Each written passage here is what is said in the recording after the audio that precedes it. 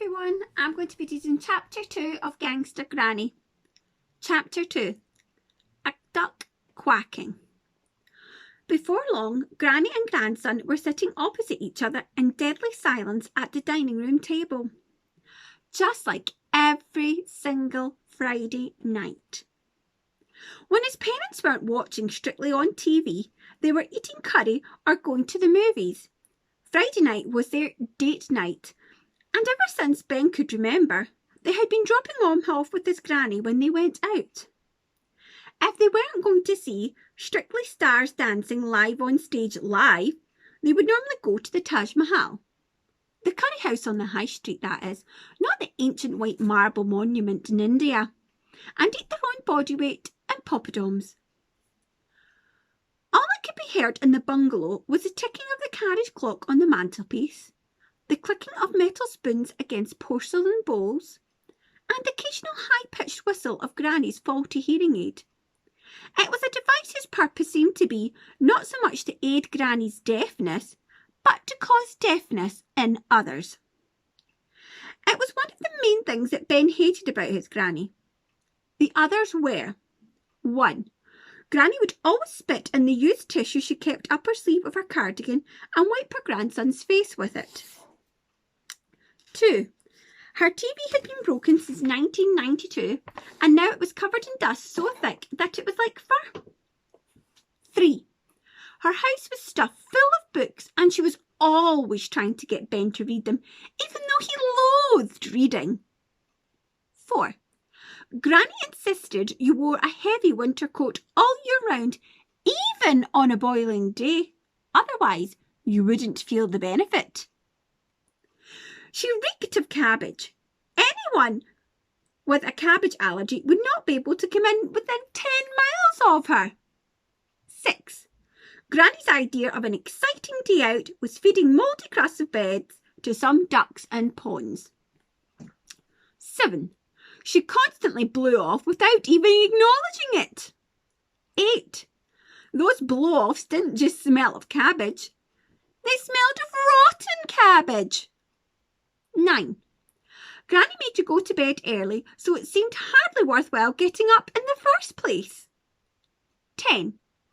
She knitted her own grandson jumpers for Christmas, with puppies or kittens on them, which he was forced to wear during the whole festive period by his parents. "How's your soup?" inquired the old lady. Ben had been stirring the pale green liquid around the chipped bowl for the last 10 minutes, hoping that it would somehow disappear. It wouldn't. And now it was getting cold. Cold bits of cabbage floating around in some cold, cabbagey water. It's delicious, thank you," replied Ben. "Good," said Granny. "Tick-tock, tick-tock." "Good," said the old lady again. Clink, clink. "Good." Granny seemed to find it hard to speak to Ben when he didn't hear her. Clink, clink. "How's school?" she asked. "Boring," said Ben.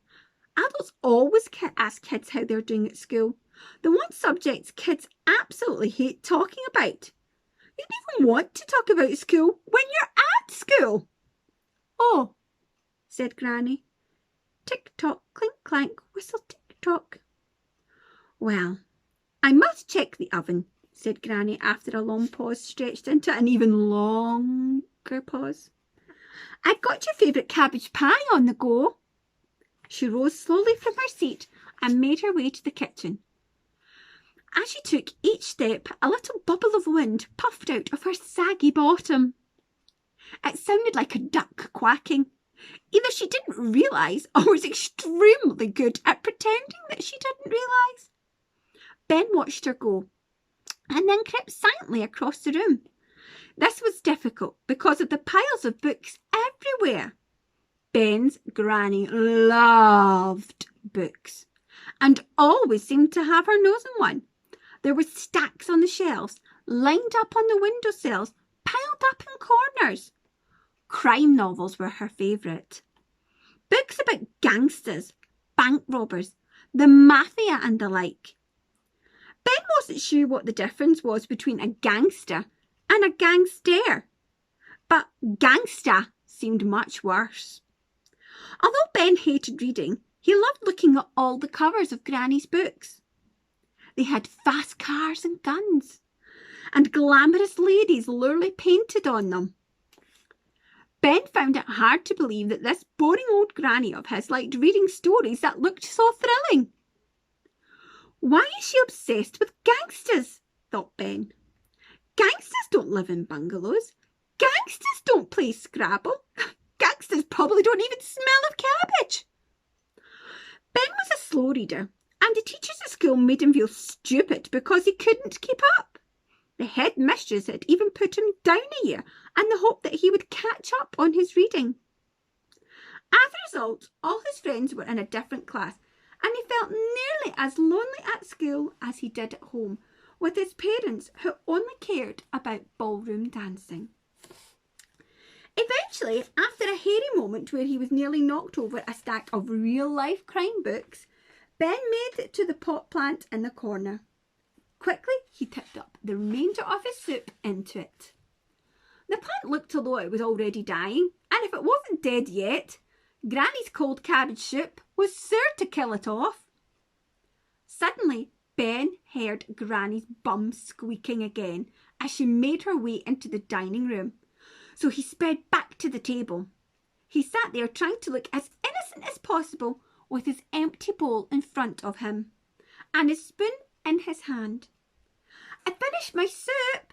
Thank you, Granny. It was yummy.